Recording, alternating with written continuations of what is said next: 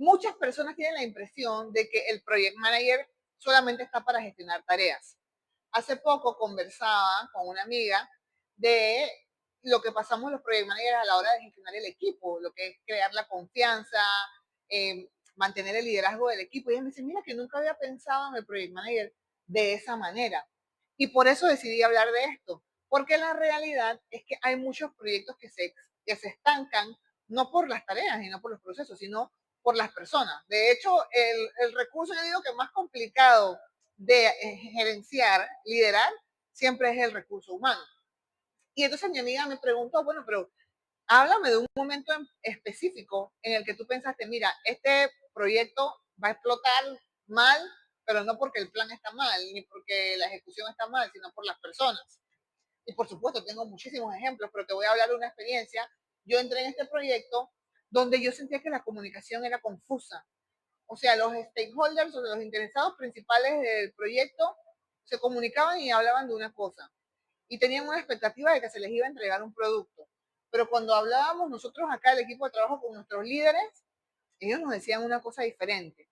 Y yo estaba en diferentes reuniones y yo veía a estos líderes que nos decían un mensaje a nosotros, le decían un mensaje diferente al cliente, le decían un mensaje diferente al equipo de desarrollo, pero todos estábamos trabajando, se supone que en una meta en común. Y yo decía, pero esto no va a suceder. Esto no va a suceder porque a mí me estás diciendo que no es urgente. Al cliente te está diciendo, sí, sí, va a ocurrir, te lo vamos a entregar en los próximos 2 días. Pero a mí me estás diciendo que no es urgente y yo te estoy diciendo que no tenemos suficiente personal y que en 2 días no va a ocurrir.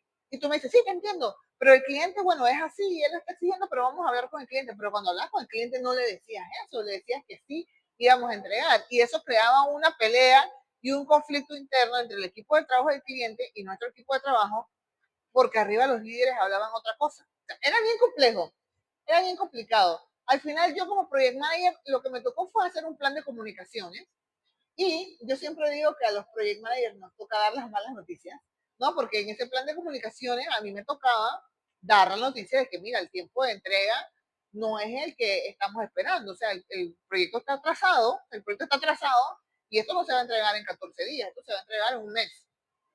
¿Cómo es posible? Pero entonces esa mala noticia traía unas reuniones donde había conversaciones verdaderas y reales sobre la realidad del proyecto y entonces se generaban nuevos compromisos. Ah, bueno, vamos a negociar un mes es mucho tiempo, bueno, pudieran ser 3 semanas. Ah, bueno, el equipo se puede comprometer 3 semanas. El equipo decía, bueno, si nos pagan las horas extras y trabajamos un par de horas extras, sí se puede lograr. Pero todas estas cosas hay que conversarlas. Entonces, el project manager es el eje central no solamente de las tareas, sino también de identificar estas falencias en liderazgo, en comunicaciones y ayudar a que el proyecto salga adelante. ¿Qué conversaciones solemos evitar dentro de los proyectos? Muchísimas. Hay muchísimas conversaciones que se evitan, sobre todo cuando son conversaciones incómodas, cuando no estamos de acuerdo con el mismo punto de vista, cuando pensamos que quizás se pudiese hacer diferente, pero el líder o la cabeza del proyecto quiere ir por esta vía, muchas veces no queremos llevarle la contraria. Muchas veces no queremos decirle, mira, se puede hacer diferente. Mira, investigué. También un punto importante es que si vamos a hacer una propuesta diferente, hay que investigar. Tú no puedes llegar y decirme, oye, Ada, es que yo pienso que lo estás haciendo todo mal y yo pienso que lo pudiéramos hacer diferente si no fuéramos por esta vía. Y yo te digo, ¿en base a qué? Susténtamelo, ¿no? Entonces tú tienes que sustentar y por supuesto que sí, estamos abiertos a nuevas ideas, a nuevas maneras de hacer las cosas, pero esas conversaciones generalmente la gente las evita y los calla, no da su retroalimentación, no da sus opiniones y va acumulando resentimientos. Y entonces cuando ya llega a un punto de inflexión, ese resentimiento estalla cuando es algo que pudimos haber conversado más temprano. Y la realidad es que yo pienso que muchas veces es la responsabilidad de nosotros, los líderes de proyectos, fomentar estas conversaciones. Y ahí saltamos un poquito a los conceptos de agilidad, porque aquí los conceptos de la agilidad son muy buenos y la verdad es que se hace muy bien en ese sentido. Generalmente al final de una etapa, de un proyecto ágil, se hace una retrospectiva y en esa retrospectiva se habla de qué salió bien, qué salió mal, qué podemos hacer diferente. Y la realidad es que los equipos de trabajo sí aprovechan esos espacios. Cuando el líder lo hace bien, cuando hay un entorno de confianza, cuando yo sé que yo puedo expresar mi punto de vista y que no va a haber ningún tipo de se me fue la palabra, en inglés es retaliation, cuando no va a haber ningún tipo de represalia, ¿no? Cuando no va a haber represalias, bien, yo me siento abierta para dar mi feedback. También hay algunos ejercicios donde tú puedes dar tu retroalimentación de manera anónima. Esos son muy buenos. Esos son muy buenos. ¿Por qué? Porque pues la gente que quizás no quiere vocalizar, verbalizar algo, lo escribe en una notita o virtualmente y nadie sabe quién escribió eso y da su feedback. También hay personas que son tímidas, son calladas, pero hay que crear los espacios para que los miembros del equipo, los clientes, los usuarios puedan dar su perspectiva y sus puntos de vista. Y con eso, por lo menos, el líder del equipo puede percibir, ¿no? Algunas sensaciones, algunos pensamientos y ayudar a que las personas no se guarden estas conversaciones que no ocurren y que cuando ya tienen que ocurrir entonces se vuelve algo muy difícil de gestionar. ¿Por qué una conversación que no se tuvo se convierte en un riesgo para el proyecto? Porque si es una conversación con una de las personas interesadas en el proyecto, todo puede cambiar. Todo puede cambiar. Y mira, yo hice un video hace unas semanas que, bueno, fue un poco controversial, pero quiero usar esa situación de ejemplo que fue lo del monumento chino. O sea, el tema del derrumbe del monumento chino, ahí hubieron conversaciones que no existieron, ¿verdad? Estuvo la famosa conversación que se evitó. Si la alcaldesa le hubiera dicho a la comunidad china, señora comunidad china, es que ustedes ya se les venció la concesión de ese espacio y nosotros no queremos renovar eso y no queremos que el monumento esté más ahí, pues toda la historia hubiera sido diferente. A lo mejor ellos se hubieran molestado, sí, a lo mejor hubieran tratado de presionar, sí, pero si la ley dice que ya y que no les vamos a renovar, eso es lo que dice la ley, eventualmente hubieran tenido que ir de repente a retirar algunas de las cosas que estaban ahí que quizás ellos hubieran querido rescatar y no se los hubiesen destruido y todo hubiera sido diferente. Entonces, definitivamente que la comunicación sí hace la diferencia. Vamos a hablar del proyecto de la línea 3 del metro, aquí en Panamá, ese túnel que van a hacer por debajo del canal. O sea, tú te imaginas que se planee todo esto y no se hable con la gente de la administración del canal. Y de repente llega la CP y dice, ¿cómo así que nos van a hacer un túnel por aquí abajo? ¿Y con quién hablaron ustedes? Y eso se conversó, hay pólizas, hay seguro, hay la distancia de profundidad que debe tener para que si en el futuro se hacen trabajos en el canal, no se vea afectada pues ese túnel del metro. Todo eso fueron conversaciones, algunas fueron difíciles, pero si no se tienen esas conversaciones, claro que se convierten en riesgos para el proyecto. ¿Qué emociones no se gestionan en los proyectos? Yo diría que la emoción que es menos gestionada en el proyecto y en nuestras vidas es el miedo. Es el miedo porque a nivel corporativo, a nivel organizacional también hay miedo. Hay miedo a que los proyectos fracasen, hay miedo a que nuestra carrera profesional se vea impactada, hay miedo a que perder el trabajo por un proyecto mal gestionado. Hay muchísimos miedos, o sea, hay muchísimos miedos. Hay miedo a que el proyecto no traiga el retorno de inversión que se está esperando. Entonces, esa emoción, ¿cómo gestionas el miedo? Ese miedo, cuando lo proyectamos, no lo proyectamos diciendo, es que me da miedo que el proyecto fracase, no.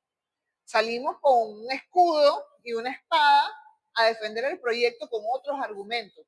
Es que necesitamos más recursos, es que no tenemos suficiente personal, es que el presupuesto no es suficiente, no hay manera de que lo vayamos a lograr porque la calidad se va a ver impactada. Sí, pero todas esas cosas traen un miedo detrás. Si se impacta la calidad, tenemos miedo de que entonces el cliente se vaya con otro proveedor. Pero todas esas cosas hay que ponerlas sobre la mesa. Entonces, la emoción, que es más difícil de gestionar, tanto en proyecto como a nivel personal, es el miedo. Si tú entiendes de dónde proviene ese miedo, entonces podemos buscar soluciones que puedan ser más agradables para las partes interesadas. ¿Qué pasa en un equipo cuando la frustración o el cansancio se normalizan? A todo el mundo le da todo igual, ¿no? Es el famoso, ¿para qué voy a decir algo si lo van a seguir siendo así? ¿Para qué voy a opinar si nadie me va a tomar en cuenta? O sea, esos son señales de frustración. Y ya está tan normalizada esa frustración que da igual. O sea, da igual, ves a todo el mundo haciendo lo mismo, tienes un equipo de trabajo donde nadie opina, donde a nadie le importa, a nadie nada le parece bien, pero tampoco nada le parece mal. Definitivamente que no es un estado donde tú quieres que tu equipo esté. Y va a requerir mucho más trabajo, mucho más esfuerzo en cuanto a gestión de las emociones, poder sacar al equipo de ese estado. ¿Por qué hablar de emociones sigue siendo tan incómodo en entornos profesionales? Pienso yo que eso va a depender de cada organización, de la cultura organizacional, de las burocracias en cada organización. Yo por mi personalidad no me enfrento tanto a ese problema. Obviamente siempre he tenido que buscar la mejor manera de expresarme en un lenguaje corporativo, pero yo tiendo a tratar de dar mi opinión de mi punto de vista y de expresarme. No todos lo manejamos igual, o sea, no todos lo manejamos igual. Entonces, lo que yo les recomiendo, bueno, a las organizaciones, como organización tú tienes que crear espacios y crear entornos donde el colaborador se sienta en confianza, que de dar una opinión y que no va a perder su trabajo. O sea, tienes que crear espacios de confianza, espacios donde la gente pueda hablar, dar su opinión. Y como individuo, yo lo que te recomiendo es trabajar en tus habilidades de comunicación. Léete un libro que hable de eso. Ahora con la ayuda de la inteligencia artificial ya hasta la IA nos ayuda a cómo redactar mejor un correo o cómo prepararte mejor para una conversación. Se tienes que trabajar tus habilidades de comunicación, sobre todo si quieres crecer en puestos de liderazgo.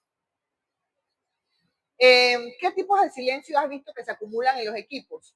La frustración. La frustración, esta pregunta es muy cercana a la de qué pasa cuando se normaliza la frustración. Entonces se van acumulando esos silencios incómodos porque es como ya qué más da si digo algo. Entonces la frustración acumula cualquier tipo de silencio, algo que me da igual, o a mí esto no me afecta, no te sientes comprometido, no te sientes compenetrado con el equipo, entonces es muy individualista tu manera de pensar. Me da igual, no me interesa, esto no afecta mi día a día, ¿qué más da? Entonces empiezas a guardarte esos silencios, no hay espacio para nuevas ideas, no hay espacio para innovación y se van normalizando los silencios dentro del equipo de trabajo. Un mensaje para los líderes que piensan que todo está saliendo bien, pero tienen un equipo emocionalmente en caos. Tú tienes que conocer a tu gente, tú tienes que conocer a tu gente. Esto creo que lo tengo yo muy arraigado de la cultura norteamericana. Trabajé muchísimos años en una empresa con cultura norteamericana y la realidad es que ahí sí o sí, cuando tú eres líder, tú tienes que conocer a tu equipo de trabajo, tú tienes que reunirte con cada miembro de tu equipo una vez a la semana o cada 2 semanas y vamos a conversar. No nada más el trabajo, cómo estás, qué es de tu vida, tu salud, tu familia, todo bien. Bueno, el trabajo, las métricas, esto sí, esto no. A mí me parece que lo estás haciendo bien aquí, a mí me parece que tienes que mejorar acá. Esa conversación abierta. Eso es cultural. Eso es cultural. Yo lo tengo arraigado por más de 15 años de experiencia laboral en esta cultura norteamericana, pero no es el común en nuestras culturas latinas. En la medida que los líderes y las organizaciones adopten un poco más de esta cultura abierta de comunicación, de comprensión, se pueden gestionar mejor las emociones en los proyectos, en las organizaciones, en los círculos de confianza, generación de nuevas ideas, y todo esto nos lleva a la innovación.